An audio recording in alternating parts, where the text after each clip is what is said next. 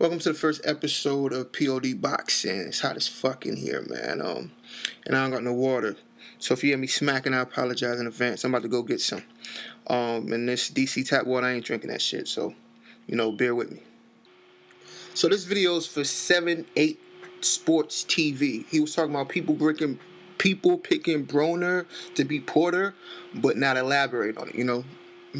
Because Broner does have a lot of fanboys who just like him and say he's going to win because he's going to win, right?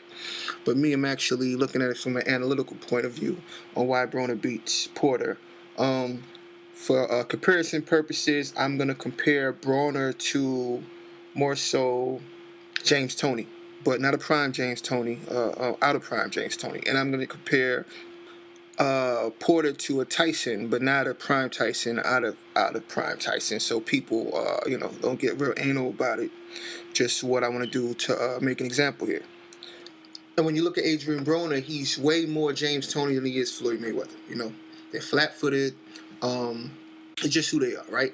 So instead of worried about, and then like what I like to do when I break down fights is I like to watch fighters' average fights, not when they look great. I like to watch the fights before they look great, right? So that means I had to go back to the Porter-Diaz fight, and that's the real Porter. When you really go watch the Porter-Diaz 1 and Porter-Diaz 2, you see who the real Porter is. Now you might be asking yourself, what the hell do I mean by the real Porter? Well, you gotta understand, Porter is really like 154 fight. He should be fighting at middleweight. And in the amateurs, I remember he fought at I think he fought at like 160 something. Amateurs be having different sizes than the fucking pros and shit. And I actually got to watch Porter fight in the amateur. He fought Dominique Wade from Landover. He's from Capitol Heights area, Landover area in D.C. That's like Maryland, PG County. Anyway, Dominic Wade actually dropped him. One of the reasons he dropped Porter, and we're talking about amateurs with headgear and everything, right? They were, I believe it was the Olympic, like semifinals to Olympics. Wade ended up losing on points, but it's controversial. You can actually YouTube it and find it. And one of the reasons why he dropped Porter is because Porter likes to run in. And if you time it, you can actually catch him. And the other thing about Dominic Wade is, you can look at Dominic Blade Wade. He's fighting at middleweight now too, and I think he's like 16-0, right?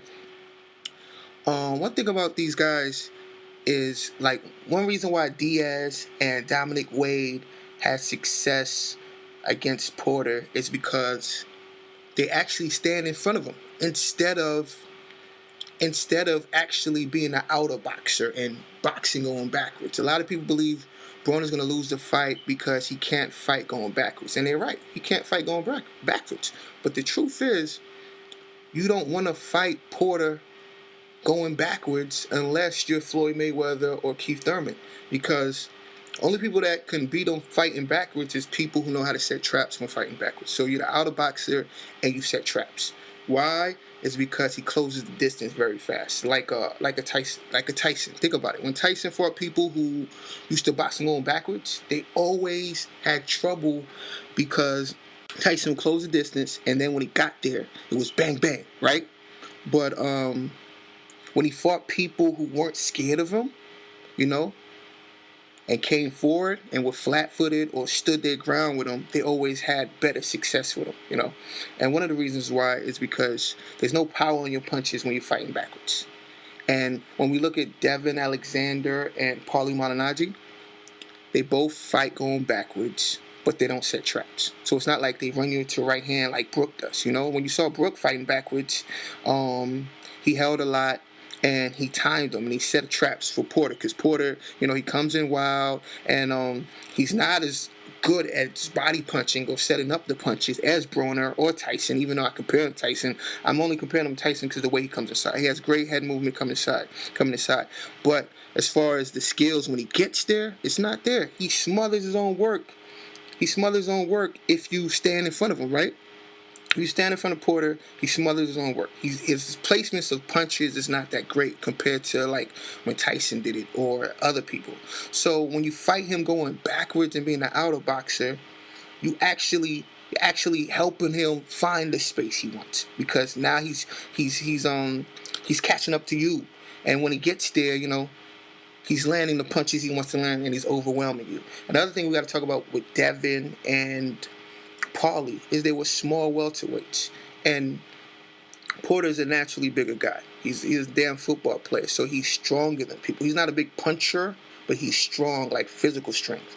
So when we talk about Paulie and Devin, these guys are junior welterweights who couldn't cut at junior welterweight anymore, or didn't really want to go to training camp and burn the extra weight that it takes to make junior welterweight. Maybe want to eat a little bit better, and as you get older, you might say, man, fuck that training. Instead of running 5 miles today, you only want to run 3 miles. And you can still make 147, So your condition is not going to be as great, as it was in the weight class below. Anyway, back to Porter, though, right? So a lot of people might say, well, what the hell are you talking about here? Broner fought Paulie, and Porter fought Paulie, and Porter had more success than Paulie, right? Well, styles make fights, right? And I said that to say this. Broner will have problem with fighters who fight going backwards, like Amir Khan, or who the hell else fights going backwards? Fighters like Amir Khan who could jab and move around, right? Because he has slow feet, right? Has slow feet compared to the other elite welterweights or junior welterweights, right? But here's the thing, Porter doesn't fight going backwards. Porter fights going forward. And I have a theory when it comes to people like Amir Khan. Like, Amir Khan is going to look good against southpaws. And against conventional fighters, he's not going to look that good. Amir Khan could beat up southpaws, and he could beat up conventional fighters who are small. That's what he does. I was telling everybody, I said, listen, the Chris Algieri fight, I don't expect Khan to look good. I don't give a fuck what his training camp was looking like. He's not going to look good, because feet position. It's all about feet positioning, right? So with his feet positioning, when he fights the southpaw, it just allows his footwork to look greater, because it allows him to get out in time, just because of feet positioning. And it allows him to line up his right hand. Like, every time he fights the southpaw, his right hand just lands perfectly, right? It's just what it is. It's just the alignment and foot position, right? So anyway, back to Porter and Broner. My thing with Broner is not going to lose to anybody smaller than him. And when I saw the height advantage during the press conference, I said, oh shit, Broner got this shit in the bag. The thing about Broner is, right, he has top 5 uppercut in the game.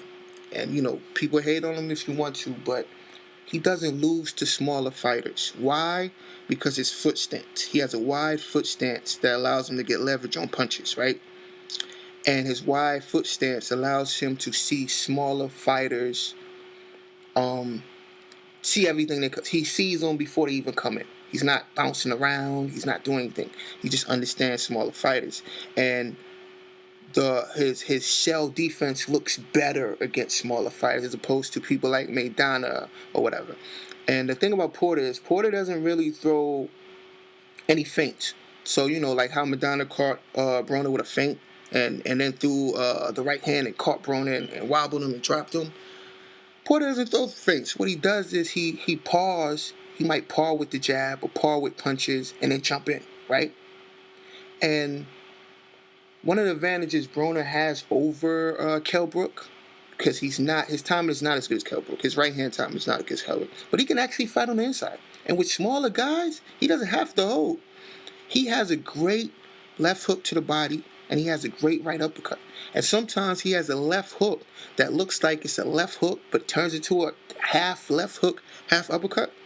He's going to, listen, when I watched Diaz versus Porter, I was watching Diaz stand right in front of him and Porter running into uppercuts. And Diaz was a fucking lightweight jumping up to fight Porter at welterweight, So, Porter looked great against physically small guys like Devin Alexander and fucking Paulie Malignaggi. When you see Broner versus Porter, you're going to be like, what the fuck? So here's my recap on it. Broner looks outstanding against Porter. So much so, he's going to look away. It's going to be an easier fight than Kell Brook had with Broner. I apologize. Kell Brook had with fucking Porter. So watch the fight, and I guarantee you what you're going to notice is people are gonna say, God damn, this guy Broner's ready for everybody. Oh my goodness, I couldn't believe it. Yeah. And I also watched his training with Floyd, and he's working on stepping around. So that's the thing about James Toney. He's flat footed, but he worked on his defense and stepping around after he throw punches. So Broner doesn't have to learn how to fight going backwards. It's not going to be his style. He's more James Toney than he is Floyd Mayweather. And he can't set traps. But what he can learn to do is step around. And watching the Molina fight, I see that he's been working on his jab. He's been popping the jab, and he's been popping variations of the jab. Up jabs, quick jabs, stiff jabs as well. When you watch the Molina fight, he saw every right hand that came. Why? Because Molina had to force the right hand because he couldn't think, because every time he wanted to think, a jab was on his face. So even though his defense is not as good as James Toney, it's probably never be as good as James Toney, at least he has a jab that he uses now as a defensive tool. And if he works on his step around, then he can really be the best version of himself, you know? So expect Broner to make easy work of Porter by establishing his jab and killing him to the body and catching Porter running in with uppercuts. You're going to catch him running with uppercuts. And I believe Porter could throw the uppercut with both hands, but it's going to be easy work. And yes, I believe both theories from both guys. I believe Porter's trainer when he said Broner came up to him and told him that his fighter was too big and too strong. Yeah, I believe Kenny Porter, yeah. But I also believe Broner when he said he beat the living shit out of Porter. When he beat the living shit out of Porter in sparring.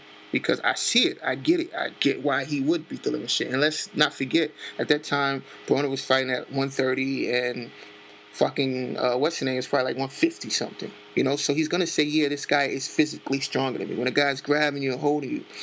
But today, Broner is not no small guy, man. He's not no small guy.